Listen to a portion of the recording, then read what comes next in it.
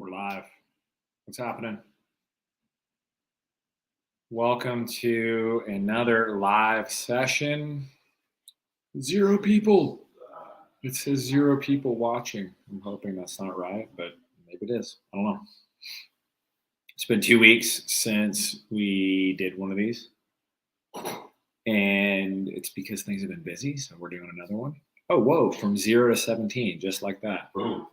17 people. So we're in the Rob Drew studio. We have food in front of us. I was just manning the grill. So Rob's grabbing his plate. He'll roll in. We'll do it.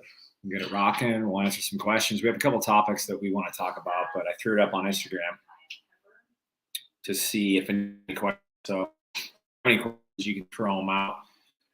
Randall Schultz, howdy from Bakersfield. Damon, howdy from Texas. Pat Hoffman. Man, we got some regulars joined in, Rob. We're waiting. Rob's just going to take his sweet time to get on over. So sweet. Ladies and gentlemen.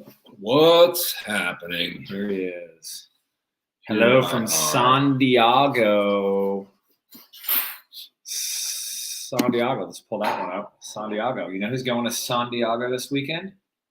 Me. Mason and I are coming for a little ride series action. So if you're looking to get in, you can do it. There's some room. Jessica says, my kids love watching your videos. That's cool. You live in Conway and come to Bentonville often. Well, hopefully I will see you on the trail at some point. You and the kids. Rob, check that. Hey, buddy. Our guy, Chris Tame. How are you? Robert. San Diego, number 2. Got a little usury park. People just popping in. Sure. So, welcome everybody. 2 weeks off. I don't know what the week before last was. I don't know why. There was some reason. And then last week was just because I was driving. Like Rob, we were on the couch this morning.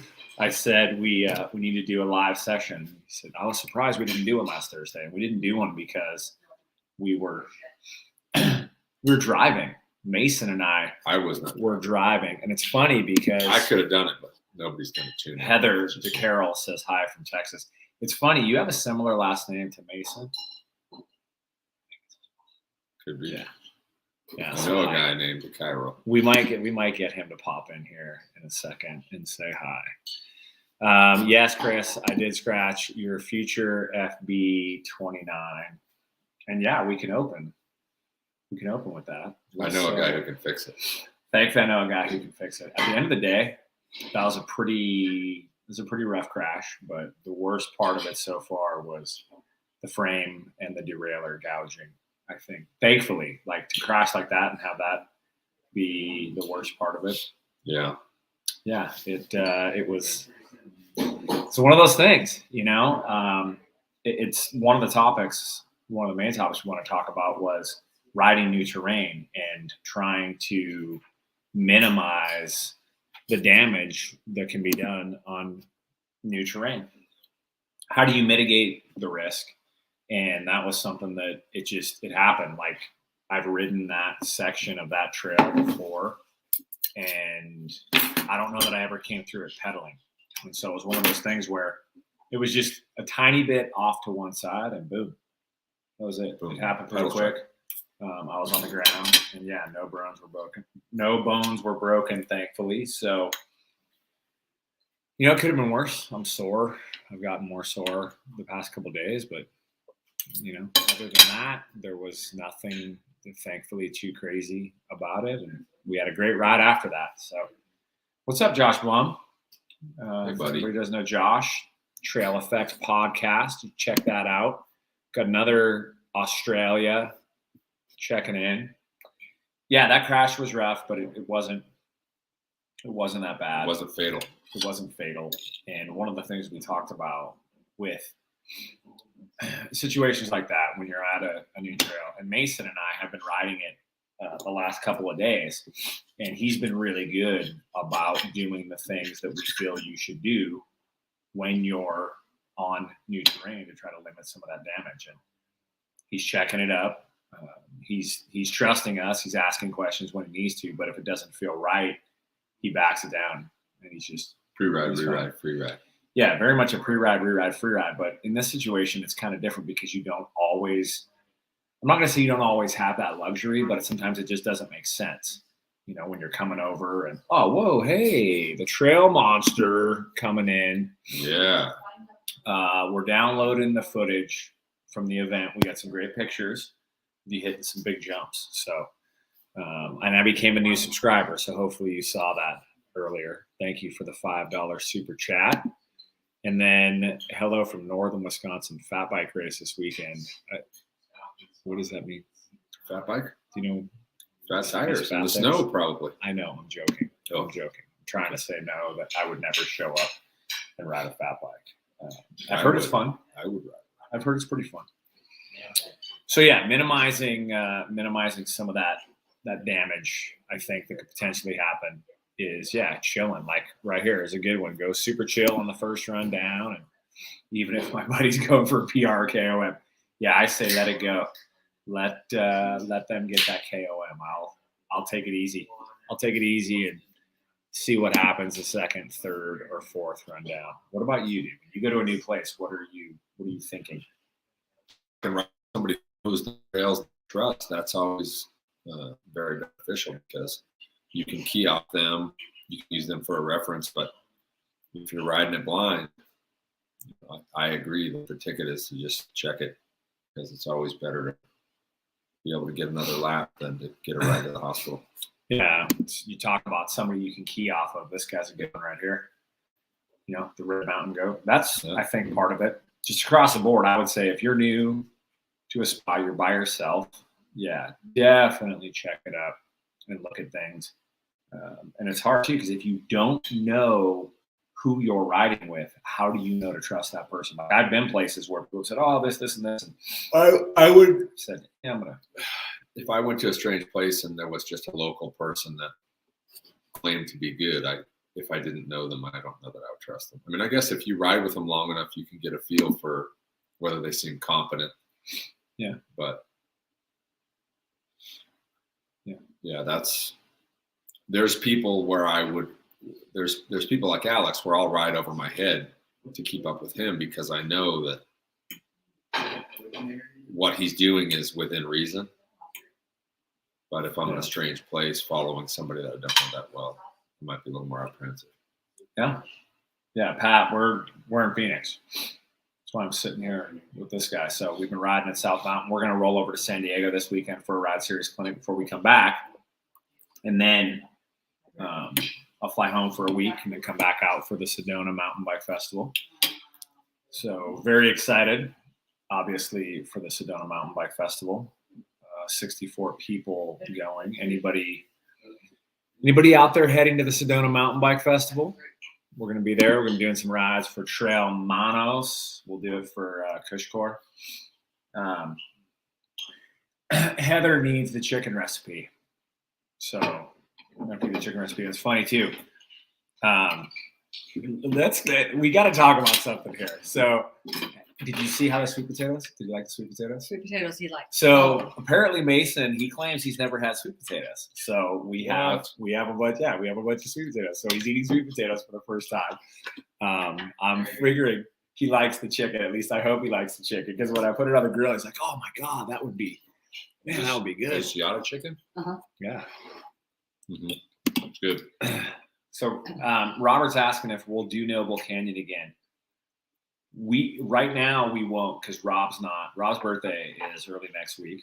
I will not be there. Rob's taking a birthday trip this weekend to St. George, Utah. So Gooseberry Mesa. Here I come. Gooseberry Mesa. No, Farmstead is where he's Farmstead Bakery. I will be eating all the pastries. If anybody has a question about which the best pastry is, go to their website and take a look at what they have. And you can give me a list of things you'd like to see me consume, and I'll film myself eating every single pastry. That's what I'm willing to do for you. So, Robert, the Drew Bros will not do Noble Canyon again, but there is a solid chance that I will take young Mason on a rip We'll see if Mason can make it up Noble Canyon. So we rode up. Yeah. So if anybody's not sure, I keep throwing Mason's name out.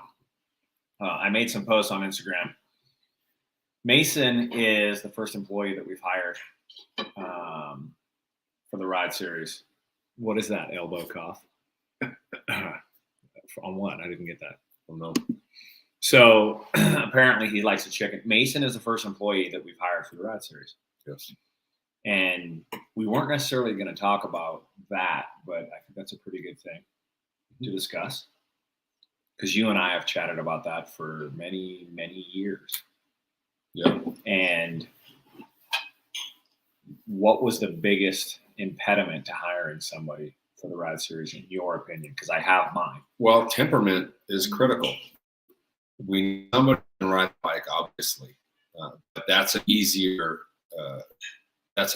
box to check than personality is. I don't have kids. I try not to be shy about my disappointment with the youth of today. I told Mason the other day that he restores my faith in the youth of today because he is a solid guy with a work ethic, which I think clearly comes from the East Coast. So yes, he is a hard worker. the only question we got, look who sent it. That's funny. So yeah, Mason's a hard worker, and I appreciate that because especially with the setup and teardown of what we do, it's a lot of hard work, and you got to be willing to get in there and throw some boxes around. Yeah. And then after that's all done, get on your bike and spin the pedals and hit some jumps and do some demos. The other great thing about him, you don't hear him telling you how good he is, which is great. And when it comes time for the rubber to meet the road, he delivers the goods. Yeah. He puts you away quick in the jump contest, that's for sure. Yeah, I learned that one pretty quick. Yeah. Yeah, I noticed that pretty quickly. So it's been a long time. This is the 7th year that we've been doing the ride series, and it's been you and I for the most part. Andy has helped a ton, and Andy was helping from the beginning. Andy comes in and helps a lot. Andy's not a full-time ride series employee. He's got an amazing career doing production work. And for the past probably 3 years, ever since we moved to Bentonville, I've thought about how do we grow it. And it's every time we do it, what's up for somebody is you need to scale. Like you need to scale this business. We understand that, but it's just not that easy. At the end of the day, it's our curriculum. It's not like we can give somebody. It's not like we can just take somebody that has some certification and bring them in. There's a lot going on, and so it took a long time. And I remember the first day that I saw Mason, I just saw him setting up his bike, and that right away told me there's something here. Like, and you can tell when somebody's setting up their bike, they're doing certain things.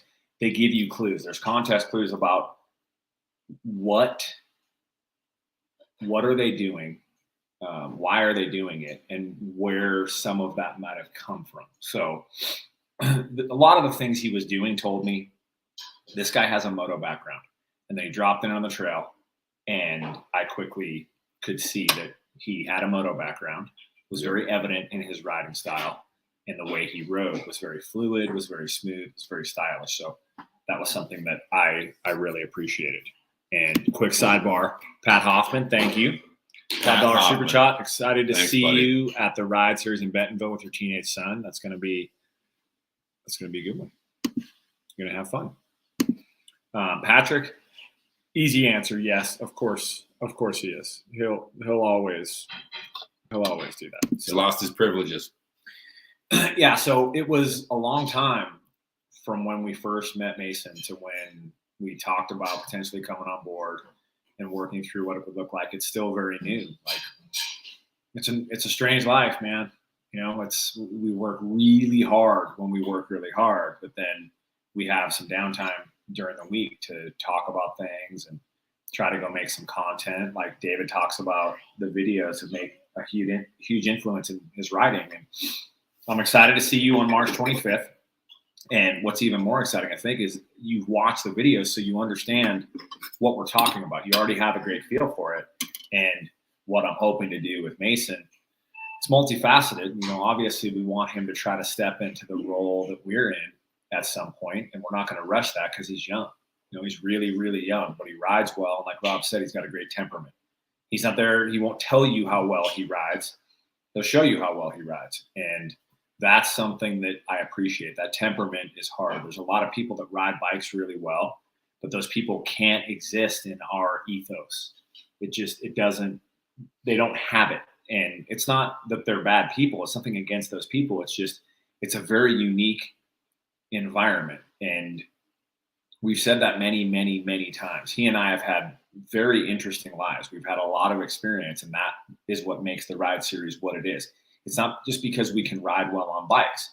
It's part of that, but it's also because we've had a lot of life lessons where, as far as intellect goes, we're pretty smart. We're educated, but at the same time, we've been in positions where we've had to stand in front of people and convey messages. And that, I think, is a key piece. I spent 11 being years. comfortable in front of a group is not something that everybody is comfortable with. They're not. No. And that's something that takes some time. Like Mason is quiet, but awesome. Yeah, he's quiet now because he's absorbing a lot of the things that we're saying. So he and I have had some conversations about what the curriculum is and what we're teaching, and he gets all that.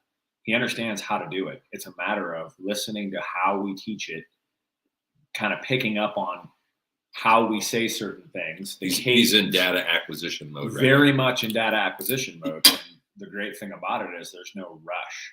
Like, we haven't said, hey, dude, you have 3 of these events to be ready to hop up front and take the reins. That's not how it's going to work. This is a long game, and there's no rush to this. And my hope is that down the road here in the next year or so, we can find somebody else that will complement the team like he has the potential to, and continue to slowly grow this program. Yeah. Because I got many years left, but this dude, look at him. Look at that face. He's old, and I don't know. I don't know how much longer. I don't know how much longer he can go. Look at this. Patricia says she wants to ride with Jen. Yeah. When we're in Sedona. Oh, she'll be riding with you, Pat. She's got a big Believe smile. me. Yeah, I heard. Jen is looking forward to it. I heard you guys had a blast when you rode. So yeah, Sedona's going to be legit. Yes, Trail Rider. We are going to the Sedona Fest, definitely. We're going to go do. We're going to lead a big ride for Trail Monos. Pretty excited about that one. We're going to do some rides for Fazari, and we're going to do a ride for Kushkor. So Mama Bear's flying in. She'll be in the house on her Coral Delano, ripping up the trails. Mason will be there with us in vlog cam mode. So every time you see Mason, anybody who's watching, 82 people, when you see Mason at Sedona, just throw your hands and go, where's the vlog cam? Where's the vlog cam? So I'm inviting everybody here to, when you see him, roll up and say your name and what's up to the vlog cam. Bring some spice to that vlog cam. So it'll be fun. We're going to do some riding. And yeah, one of the things that I'm hoping to happen is to hang with Kyle in Sedona. Apparently he's going to be there. So we'll do what we can. I know he's not riding a lot, but he's easing back into the game. So we'll hang out with him, and April. Braden Bringhurst is going to be there. So we're going to try to ride with Braden, probably try to ride with Jeff Lenoski if we can. And is there anybody that you think Jeff Lenoski will let us ride with him? Jeff will let us ride with him. Come on, dude. Jeff likes to give us a hard time every once in a while, but no, he's right. Is there anything else that you I'm excited to meet Braden. Oh, I didn't realize you had No, we've had some conversations through the gram, but I've never met him. I'm a huge fan. Yeah, I'm assuming. I'm excited to do some Enduro with that guy. Yeah, I'm excited to look at that because you guys tackle it very differently. Yeah. You know, he's an athlete. super I am power. not an athlete. You are an athlete. I'm other than that. You are an athlete. You're very much an athlete, but you're an athlete with a different set of, I guess, your skill set is a little bit different. You are incredibly athletic in that I don't have the tools he has. No, you don't. No, and not many people do. And that's, a testament to how he rides. Eric's asking, what Sedona trail are we looking forward to the most? Any of them with red dirt. I like Grand Central all the way down. Yeah, Grand Central is really, from the anthill, is really fun. We don't, it seems every year we're at the Sedona Festival, we don't ride any of the greatest hits trails. And there's a couple of reasons for that. Number one, most of them are pretty far piece of travel away from the fairgrounds. The other reason is because there's usually crowds on those trails. And so if you're bringing a big group, it just makes it really tough. But the stuff around the fairgrounds, Mount Tika, I actually really like riding those trails. I enjoy them. And every time I go back, when I get back out there on those trails, I remember why I like them so much. They got a lot of technical challenges, good fun flow, and it's typically fun for everyone who comes in the group. And so that's a consideration that we have to make is, we can't get too crazy and alienate anybody. We want to make sure everybody has fun. Okay, don't look at that. Don't look at that. We're gonna get to that one in a second. I like ground control and access. Those are really cool trails. They're newer West Side trails. And but it's a long ride out to the start point. So that's not really feasible. But yeah, I like those. For the group ride, it's not very feasible. Yeah. So this one, I'm going to let you read this one. Am I friendly on the trails? Asked you one time. You looked. So let me just say. We just had this conversation. Look at my face. I've got. I'm not going to say what I've got. What we call RDF. He is friendly. Take that. Yeah. If I'm somewhat intense, if I'm concentrating on something, if I'm working something out in my mind, my default is very, very off-putting. My default facial expression is very off-putting, and I give people the impression that I don't like them, and that's completely unintentional. So I apologize if I gave you the impression that I was a grump. If you see me on the trail again, just throw a rock at me, and that'll break the ice, and we'll have a great conversation. I promise.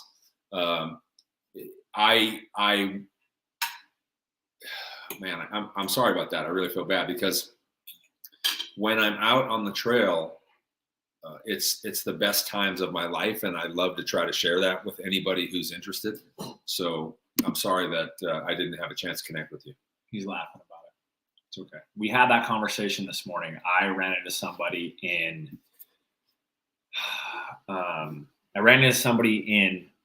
Bentonville, somebody I follow on Instagram, and I like this person. And I saw him, and I tried to initiate some conversation, and they weren't having any of it. And it was funny because I think later that day or the next day, they said something on Instagram. They followed me on Instagram. They made a comment. And I don't think they realized that was me when they saw me. And what we were talking about it was just kind of an unfortunate thing because I think this person's super cool. And that was just probably an isolated event for one reason or another. Maybe they were working something out in their mind. And yeah, it's one of those things where it's hard sometimes because you never know what somebody else is thinking. And I generally always try to just be as cool as possible. But there have been times where, for whatever reason, like I gave somebody a bad impression and it got back. And thankfully I've been able to limit it a little bit, but this is all that matters. He still thinks you're handsome. So, I mean, for me, that's it. Yeah, that's a lie, but I appreciate it. So, Cody, who's the dude? Like, please don't, Cody, the dude. Like, tell me if I'm supposed to know who the dude is, because I don't. Oh, wait a minute. I know what this is. I think this is a what's that movie? The dude, come on. You know what it is, right? Yeah. What is it? It's The Dude Abides. I wonder if he's drinking a White Russian. there you go. What is that movie called? It is called The Big Lebowski. The Big Lebowski. That's what it is. So yeah, got the dude in here. And I like Pat's life motto. I try not to be the reason someone has a bad day. And Amen, Pat. Pat, I Amen. dig that. And what I try to do is basically if you have it in you to do something that makes somebody or makes their day, you do it. Like in Bentonville, it's happened a couple other places.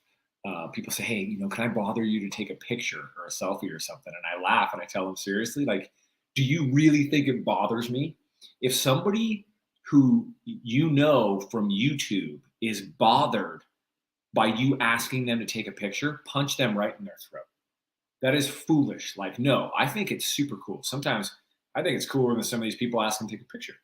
Like at the end of the clinic, we had a couple of people asking to take pictures. It's rad. I told him $20 each, but Rich gave it away for free. So I thought it was a good money making opportunity. Yeah, I think it's if you have the opportunity, especially on a bike, like we're riding bikes. And if people think we're cool because we ride bikes, so I appreciate that. Daniel, I appreciate what you say there. And so for me, just so that anybody who rides locally on South Mountain knows, usually if I'm trying to train, for instance, and I have an agenda with my ride, I'll try hard to ride at an off-peak time, and I'll choose a route where I likely won't run into people, because I really feel, because I have so much experience here at South Mountain, if I come across somebody who has a question and I can help them, I want to be there for them. And I don't want to have a timeline or an agenda that conflicts with stop people if they talk to me. So that's how I feel. If I give an impression that seems otherwise, I apologize. Well, I dig that. Just an intense default setting. Amen. That is a much kinder way of saying what I was trying to say earlier. What you were trying to say earlier. Yeah. Yeah, I get it. And I'm trying to see if anybody else asks any questions. It's one of those things, And I don't think you expect it as much. Like I know now when I go around Bentonville that it's probably going to come up, and I'm prepared for it. I'm thinking about it. I don't think you are. No, I'm just a dude who lives at South Mountain and likes riding his bike. So what's the scoop on the XCTs as you gave out earlier this year, Rob? Still thinking that's a goal? It's always a goal. I mean, it's always an underlying goal, but life seems to get in the way. I'll tell you, one of the goals that we talked about was actually racing the Breck Epic. Yeah. There's a combined age class, and they have an over 80 and an over 100. Unfortunately, I know he looks it, but we can't make the over 100 combined. So we were going to do. I'm doing my part. Yeah, but I'm pulling the weight on my half. You just cut me short. It's just hard. Like you have these ideas. We could just say yes, we're going to do it, but it's hard because there's more behind the scenes. Like we have to look at the revenue piece with the ride series and getting funding to go do something like that. Well, the problem for me with any kind of racing, and XC especially, I think my bike handling skills give me an advantage in enduro over the people in my age group. And so I can usually do well without extensive, rigorous training. But XC really leans much heavier on the fitness side. And I know a lot of people in my age group who are much more fit. And I don't like to race if I don't have a chance to win. I know that sounds like kind of sour grapes, but if I'm going to do it, I want to give it all that I have to give. And the training side of preparing for XC racing would be difficult. I don't know that I can put the time in right now. Let's change racing to competing. How's that? We'll just say we're just going to compete. I'd just rather ride my bike. So Cody, in 14, 15, 16, I did a decent amount of cross country races, and I was in super shape. And I would like to be back in some realm of that shape. Like we went and rode today, Mason and I, We were going to do a 22-mile ride with 2,700 feet of climbing, which back in the day was comical. We got less than halfway in, and I pulled the plug. I was done. The last 2 years have really caught up with me. Like, if you follow me on Instagram, I'm going to post. We did a ride, and we came back, and I threw my swimsuit on and hopped in Rob's pool. And I was pretty sure what it was going to look like. But when I watched the video, it's just trouble. Oh, did you film it? Oh, God, we filmed it. And I'm just like, I feel bad, but it's real, and I'm going to post it. And my wife, kind of squishy, dude. My wife, kind of fluffy. My wife is she's going to look at that and go, dude, why did you post that? It was not a flattering look at all. And so Heather's asking how far apart in age. Somebody guess. This should be good. Yeah, he's 7 years. 7 years. And yeah, so you're 51. You're gonna be 51. I'll be 51 Tuesday, week. And I am 44. So 7 years. Yeah, which I think it's worked out. That's a good amount. Pretty well. Yeah, for multiple reasons. Bike's on wants to know when you're going to be done demoing the Thai so he can get on it for a review. I still haven't ridden it yet. I just like to look at it. It's a really, really good looking bike. If you're going to be in Sedona, I'll bring it and you can ride it. There you go. He's going to be in Sedona. Yeah, sure. I figured he would be, but yeah, Sedona's a lot of people. Yeah, when it gets closer, Bike's on, just remind me, and I'll make sure it's dialed in and ready to go. Do you not know what his real name is? I actually don't. It's kind of funny how some people are like, well, do you have Instagram handles? Even like Daniel, my good friend, I go by Pinch Flat with him because that's his handle. Yeah. So yeah, shoot me a direct message on Instagram. Tell me what your name actually is, so I can refer to you by your name when we talk, and I'll bring that bike for you to ride. Yeah, so it's funny. I saw Connor's name pop up, and I'm like, wait a minute, I know Connor's name. We've talked about Connor, so yeah, it's my stick and ball friend. Yeah, so you've met him on the trail? Yeah, I've ridden with him. So I've only chatted with him on Instagram, but it's cool to see a pro athlete come over. And you know what's funny is it might be cool to see Connor, if you're down with it, maybe get you on one of these at some point, because as a pro athlete, it'd be great to hear from you some of the similarities and differences in regards to like athleticism. Mm-hmm. What were you able to carry over? Yeah, what in your baseball endeavors has been beneficial to riding the bike? What maybe is a hindrance? What aspects of the riding benefit you in your sport, and maybe what obviously crashing a bike would not benefit. Yeah, probably has good hand-eye coordination, I'm sure. Good wheel sets for under 1,000. I think there are some out there. The problem is, can you get them? Availability of everything is still nuts right now. That's a great question, and I don't know. I would say, I think aren't the Trail S wheels under 1,000? Yeah. Industry 9. Yeah, Industry 9s. And so the Hydra hubs I prefer, but we've got 1-to-1s on the Delanos. And honestly, when I ride them, I have no complaints. They're good. And so for a lower cost, for a more affordable wheel option, I think that those things fit the bill. The hub engagement is good. It's not great. It's good. Unless you do a lot of technical climbing where hub engagement is critical, I'd say that's a fantastic wheel set. Are we able to say this? Jay, I hope we're okay, dude. I don't know all the rules in the YouTube world, but Jay would. So yeah, Rick is saying the Industry 9 Trail S wheels, 1-to-1 hubs for $750. There you go. I'm kind of bummed. Connor's a liar. I know he's not teaching you a curveball. There's no. I asked him. I asked him if he would. Yeah, I asked him if he would. I told him I can't throw a curve. So Connor, I don't know if you know, dude, but Rob played baseball, and Rob was pretty good at baseball. Let me give you a quick memory of Rob Drew playing baseball. I was really young at the time, but I remember this. Rob's obviously a very aggressive dude, but team sports weren't his thing. Aggressive, potentially violent at times. I remember we were watching we were watching his game, and I don't know what was going on. Either way, pitcher threw the ball at him, like right at him, and he caught it and walked up and threw it right back at the guy, right in his face. Like, I don't remember that. Yeah, ask Kathy about it. I remember. I was young. I was 6 probably at the time. I think you've got your details mixed up. I don't think I had my details mixed up. It was just a lot of violence. I remember. Maybe there is one small detail, but you did that. You did something very much along those lines. What about this one? What's your favorite pre or post ride meal? Well, here's a pretty solid post ride meal right here. This is Jen's famous chicken. Sweet potatoes. Yeah, so it's chicken thighs marinated in something that I can't tell you because it's top secret ingredients.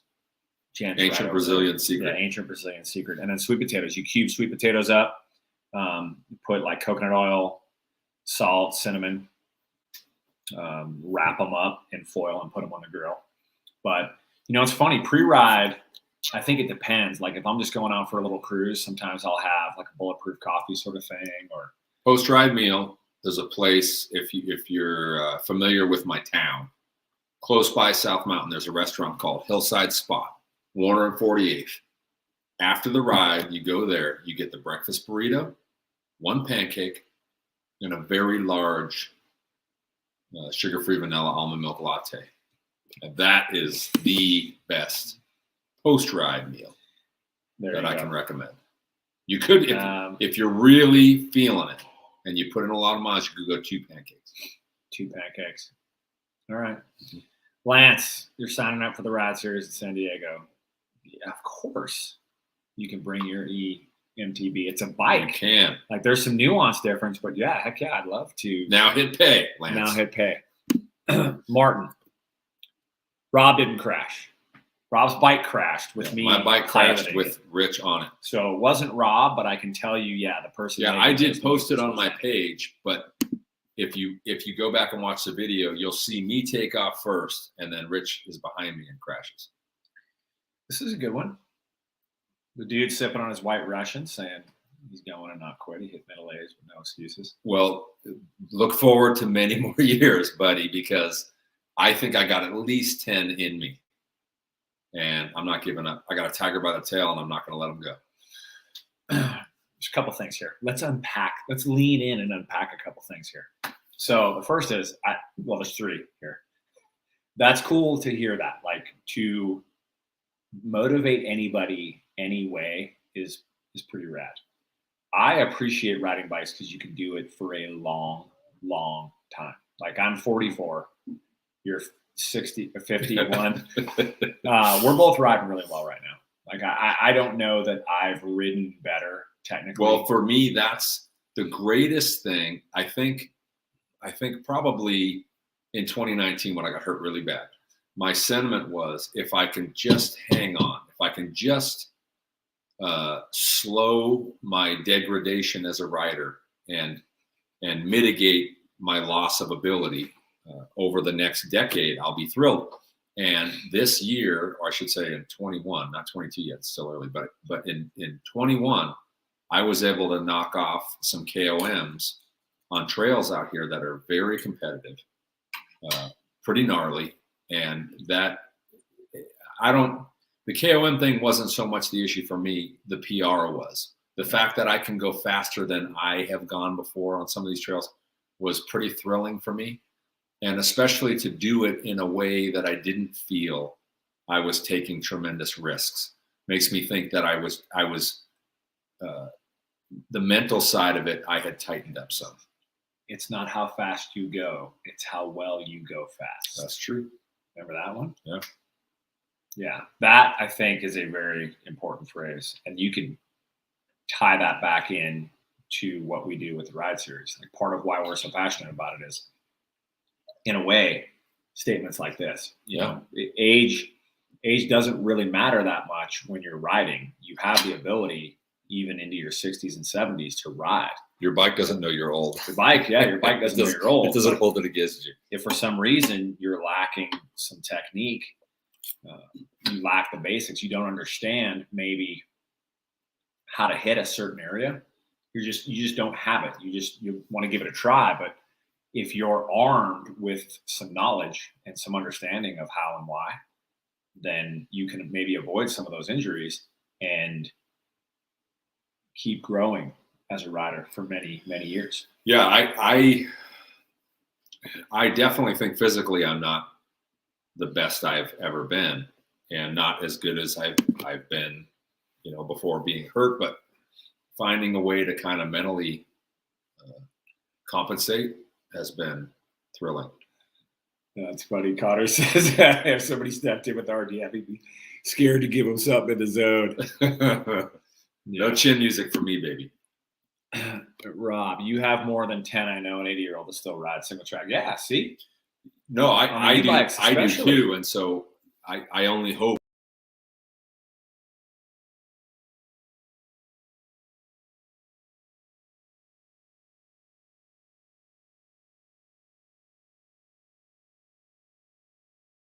We're back. Sorry. Rich technical glitches. We need a new engineer. Yeah. Anybody out there? Yeah. Anybody out there willing to function as our engineer? We're struggling here. Nice flex. It wasn't the KOM that was motivation. It was breaking my PRs, which were already the KOM. Andy, when it comes to KOMs, I like to say my 8 pages of them, they don't define who I am. They don't define who I am. Cody says, being a teacher of the sport, what did you learn to later teach from that spill? Was it simply offline, or was there something new in there? You talking to me or him? No, I think he's talking to me in that crash. That recent one? What I learned is just don't pedal through a section like that. And that was one of those things. I don't know that there's a lot of things you could step back and say, oh, you did this wrong and you did that wrong. Well, if you follow my feed, if you go back a couple of weeks, literally 100 yards from where he crashed, I had a gnarly pedal strike. And it's a trail I know very, very well. And I just, if you could have a camera on your feet here at South Mountain and see just how close you get to things throughout the ride, you wouldn't believe it. But the truth of the matter is, if you miss it by a millimeter, you missed it. And if you hit it by a millimeter, you hit it. And the difference between those 2 millimeters can be the difference between getting the wind knocked out of you. So yeah, just, you can be less than a half an inch off your previous line and you're going to clip something, and it's going to be abrupt. And I think there's a lot less chance of it happening to Rob than there is me. He's very programmed. When you ride places like that over and over again, you start to understand all of those things and you start to program them into your riding. But even still, for instance, if I change shoes, if I run a pair of shoes for a long time, if I change shoes, if I change my cleats and don't put the cleats, there's some side-to-side mounting ability on the cleats. If I don't put them right in the same place and now my feet are out 2 to 3 millimeters more than they were, that can be enough when you're cutting things close to get caught. So, yep. Yeah, I'll keep thinking about it. And if there's a teachable moment in there, I'll pull it out. Paul asked, you guys follow a fitness plan when off the bike? He's 54, comes from a soccer background. And since he's been on the bike, his legs are like string at the back. That's a really good one to come from. Soccer, I think if you carry over some of the things you did fitness-wise with soccer, some of the strength training things, I think you'll be golden. I mean, I did for a long time. Now I'm trying to get some consistency back in the gym, but a quad dominant movement, a hamstring dominant movement, a push, like push up and a pull of some sort, and then some sort of like core sort of movement, I think is fine. You got to think about the mechanics of riding a bike. Like, you're pushing and pulling. So it's one thing to do push-ups, but you have to do something where you're retracting your scapula, and to have some semblance of musculature up top, enough to keep you, I guess, safe when you crash and to hopefully help you avoid a crash. And then when it comes to legs, hamstrings, glutes, like some sort of deadlift, lower back, if you can get that stuff stronger, I think you're going to be a better rider. D Tidwell, if you Google D Tidwell has a great plan. He can give you some tips, and he's in his early 50s. So, and he rides tremendously well. And so that's a guy who's got some great insights. He's been trying to, along with Rich, trying to help me be better about it.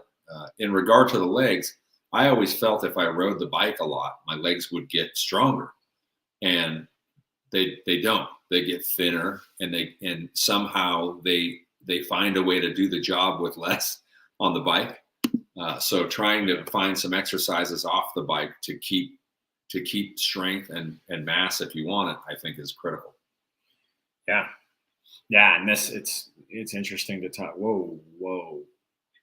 Stop the clock. Stop the presses. What do you got? Dude, Trail Monster threw it a 5. Casey! Booyah. Dude, Casey's the man. Casey's. So, okay. It turns out Rich knows what he's talking about. I don't hear that a lot. Thank you, Casey. You told me during a ride lesson that my S5 Enduro was too big for me, even though I'm 6'4". I finally sold it at my place. It made me instantly feel more confident. Yeah. What'd you get, Casey? Yeah, we got to know. Because I told this funny story. I told Rich that an S4 EVO was the better size for myself and him too, and he disagreed with me. But then the other day he sat on one, and I feel like he has some FOMO with his S3. Yeah, the Trail Monster. Thanks, dude. I appreciate it. Go check out his YouTube. He's got some cool videos. Yeah, he lives down in Tucson. He does a lot of riding on Mount Lemmon, and he's got some great videos of some of the awesome trails down there. So if you've never been, take a look at some of those videos, and you will be planning a trip. Yeah, that's another good one. Dialed Health. Derek is a rad dude. He's got some great stuff. So yeah, if you're looking for something training wise, he's great. So what is this? Rob mentioning his feed to keep growing that IG follower count. Respect. Yeah, it's funny. Hey, whatever it takes, man. It's very hard to gain followers on Instagram. I've been working at it for years, and it's hard to move the needle. Yeah, I didn't even think about mentioning Lee McCormick from Lee Likes Bikes. He does have a lot of strength training. Lee's an interesting dude. We don't see eye to eye on everything, but Lee's a very athletic dude, and he's probably a little bit older than you. I'd imagine he's probably in his mid-50s, and he understands. I don't follow his stuff, but I appreciate that he's making it. Is somebody else? There was another one in here that. Oh man. Oh, so talking about Instagram feed, and I got the 10,000. I wasn't even paying attention. My YouTube is now over 50,000. So there's got to be something good about that. I don't know what, but it just means more people. Yeah, I mean, I didn't really notice when it. So Casey, this is a good one, and this is one that I'm trying to get across to him. Is bone density. Lift heavy things, dude. You're going to be in much better shape. I've been lifting heavy tires for a while here at work. It's taken a lot out of me, I gotta say. Yeah, he got an S5 Levo. Yeah, the Enduro is huge. Jeff Jackson. Dude, we've been skirting this one for a long time, Jeff, but you've asked every single possible place you could ask. Yeah. Jeff, are you looking to go up and pre-ride, or what? Yeah. What's your story, man? Jeff, yes, we think we have a ride planned out. So Saturday is going to be our Trail Monos ride. I believe it's 1 o'clock. We're doing it. Probably going to meet at the 10. Jeff, it was you and me last time, buddy. I'm not going to leave you out. So we need you, Jeff. We need your support. Obviously, we're going to have Mason there running vlog cam, but we would love for you to have crowd control because, I mean, let's be honest here. Jeff Jackson regulates. But dude, come on. I mean, this ride, it's going to be big. Like, I'm hoping it's going to be large. I'm thinking we'll have 20. Easy 20. So, yeah, we will see how many people we get. The Goose with the $5 super sticker. Thanks, dude. Oh, yeah. Thanks, Goose. I'm excited. Yeah, well, I'm excited to see you too, Lance. There's a couple people that we go back and forth on Instagram, and we're going to see them out on Saturday and Sunday. Lance, I'm sorry that I will not be there. That's all right, dude. You'll still get a decent experience. It won't be the same, but it'll be decent. So Pearson's thinking about buying either an Epic EVO Expert or Epic EVO Pro. Which would you recommend? If you can get them both, I think the Pro comes with access. It does, but I would probably get the Expert and upgrade it with my own parts. Oh, there you go. Because I don't think the wheels are great. That's true. Even the good Yeah. carbon wheels on the EVO Pro are not great wheels. So I would get the Expert and then get my own wheels. Yeah. I would recommend carbon i9 wheels. Yeah, even the Expert is a great bike. I still have mine, and I ride it fully stock with some new tires. Is the ride series coming to the Mid-Atlantic? Is what John Rutan asks. Where exactly is the Mid-Atlantic? Mid-Atlantic, Is that like Eastern Seaboard? it's in the middle of the Eastern Seaboard. So the Mid-Atlantic would be above Florida and below Massachusetts, I would guess. So Maryland, like would North Maryland? Carolina, maybe? Really? Isn't North Carolina, I think, on the coast? So I was on a phone call today about a Tennessee swing. So May the 2nd, It's a dance. Rich is trying to learn the Tennessee swing. 4th weekends in May, we are looking to do just south of Nashville. So we'll call it Nashville, Johnson City, Tennessee, and then Asheville, North Carolina. So I'm hoping to make that happen. It looks good. But then in September, we're looking to do like a Maryland, Vermont, New Hampshire, Massachusetts sort of swing. So yes, John, stay tuned. I think we're going to make it happen. John, little piece of trivia about the Drew brothers, originally from Melrose, Massachusetts. You may not have known that. I don't think he really cares. Well, you're saying. Miguel coming in, $5. Boom, dude. We might be able to buy dinner with this super chat. Anaheim 3, man. Oh, it was great racing. Yeah. Anderson on the gas. Yeah. I can't believe Vince Friese got on the podium. That's totally by default. But it just, that guy seems to step in poop and come out with none on him. It bums me out. Yeah. Because I don't like his style. I thought it was cool. I liked the track. I thought the track was pretty good. It was different. I am thankful that he didn't take out Christian Craig. Yeah. That was nice. No takeouts is definitely good. But yeah, I'm excited to see the first round of the East Coast because I want to see Jet Lawrence. I want to see some of those East Coast 250 lights riders. Some good riders there. But yeah, it's the first time in 3 years that I've really cared to watch every weekend. It has been a very exciting season. Very exciting season. Thrilled for it to continue. So we'll do a couple more. If you got a couple more questions, throw them out. 53 minutes in, we're going to run it to 60, and then we're out because my food has been sitting. In Bentonville. Bentonville. I believe it's Bentonville. I speak Bentonville. I'm a Bentonvillan, so I speak it. That is such a loaded question. I don't even know. There's so many that I like. You know, All-American from the top down is just really cool. I dig that. I really like Ravine Trail, like just hammered. It's been there a long time. Nobody's ever touched it. It's the one you came up with all those different double ups on right by the house. Yeah. I love Ravine Trail. I think, what was that trail that we rode in the rain? Remember that time we made the video where we rode in the rain? It was super slippery behind that one trail builder's house. Oh man, Black Apple. Yeah, they're redoing that whole zone. Good. So that place is going to be rad. Here's the problem: is whatever that trail might be, the next time you go there, it'll probably be gone. And there'll be something new. You know, Pat Masterpiece used to be one of my favorites, but they came in and they did. Well, it got hammered, didn't it? Aquacrete. It got. Yeah, the rain washed out the supports for the metal. Yeah, and so they came in and they did Shotcrete or Aquacrete on it, and it's not the same. I'm not a fan. And Jeff, dude, Hammerdown. They came back in and they did a freshen up on Hammerdown. That used to be my favorite trail. Yeah, you're not gonna like it. Story of my life. Yeah, they made some changes to it, and again, we have to understand. Like he and I, those trails, they're not meant for us. They're meant for the heavy majority of riders, and so they made some adjustments on that trail, I think, based on some of the feedback they got, and I don't dig it as much. If I'm going to go ride somewhere right now, I call it G6, the newer gravity zone. They're building Castle. Oh, was it Huntley Gravity Zone?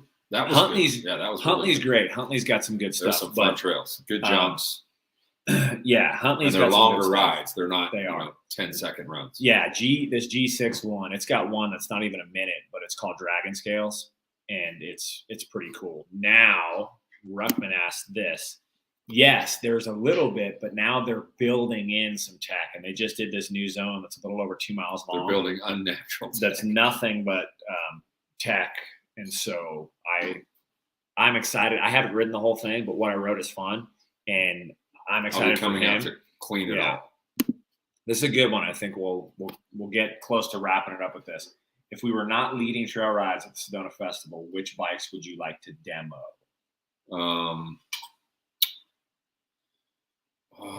I would like to demo a Transition Sentinel and a Transition Spire. The Spire on paper to me looked like a ridiculous bike that I would not be interested in at all. But Scott, and he said that the ridiculously slack head angle was not a problem for him, and he thought the bike handled great. It's also one that I thought was really more travel than I need, but I've got a WFO that's 180, 170, and when I ride it, it doesn't really feel like it's that much bigger than anything else that I have. So Transition for sure. I'm trying to think. I'd like to ride an S4. Yeah. Because I got a 3. Stumpy Evo. I'd like to ride the S4 Stumpy Evo. I want to ride a Norco. What's the shorter travel? Optic? Sight. Optic. No, Optic. I want to ride a Norco Optic. Yeah.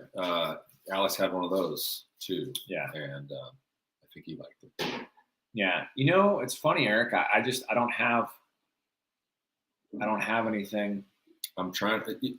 So I've been fortunate to be able to ride a lot of different bikes. And at the beginning of 2021, I made a list of the bikes that I felt like I wanted to get and ride, and I bought a lot of them. So I've gone through at this point probably 20 bikes, 21, and I still have 7 bikes, and they're all really awesome. But the Transitions, for instance, were just some that I couldn't get my hands on. Yeah. So, yeah. There's one. I'd love to ride on it. Oh, yeah. The new Rayon looks Rayon. super good. And actually, there's a bike shop right around the corner from me. Yeah. That is a dealer for Orbea. So they've also got what's the light duty e-bike? Rise? The Rise, yeah. The Rise. Yeah, I might try to get an aluminum Stumpy Evo frame and try to build one of those up, but they look cool. Oh, don't you ask. There's no way he's going to be able to answer. If I could only have one bike. Right now, I would say it's a toss-up between the Stumpy Evo and the Switchblade. If I could only have one bike, I think it would probably be one of those two currently. Yeah. The Switchblade was amazing. And the Stump Jumper Evo was very good. But I had an S3. I got it from my buddy Alex, who's shorter than me. And I have demoed a friend of mine's S4. S4 is definitely the size I need.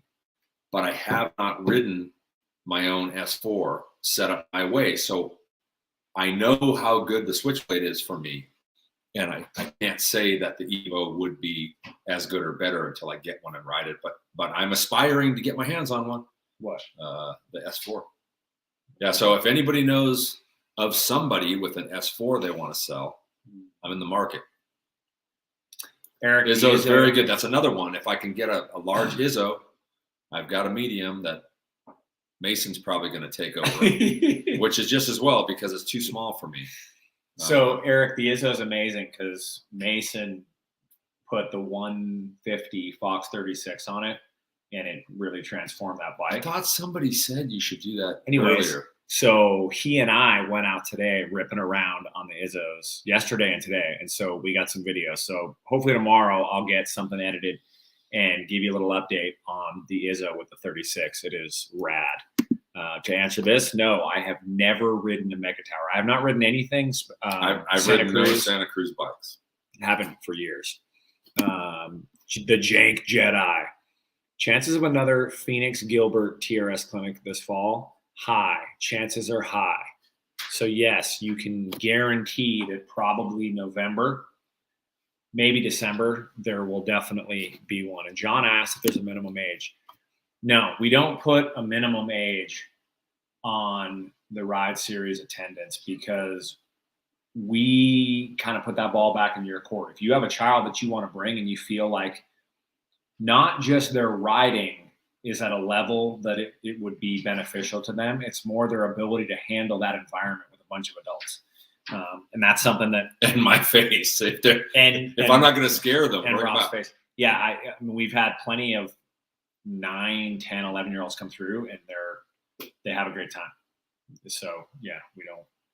2 things at the ride series: no age minimum, and bring whatever pedals you want. And an e-bike is welcome. And an e-bike is welcome. If you ever want to get rid of the medium Lizzo, let them know. That's pretty funny. Yeah. I'm imagining that's like a joke. Yeah. 13, John. 13 is awesome, man. I remember what I was doing, right, bike wise, when I was 13. It was fun. So, all right, we made it an hour. This one was pretty good. We got 85 people right now. Yeah, that's pretty cool. I love it. I'm excited. I promise. Thank you for tuning in. I promise we will do another one next week. I will be back at home, so we'll have the split screen thing going on. But we're going to be dialed into these. Like I've said, we'll try to do them every week if we can. Sometimes things happen and life takes over. But Life. Yeah, we will make them happen. Keep coming with questions, like shoot questions through Instagram or topics too. Like if you have a topic.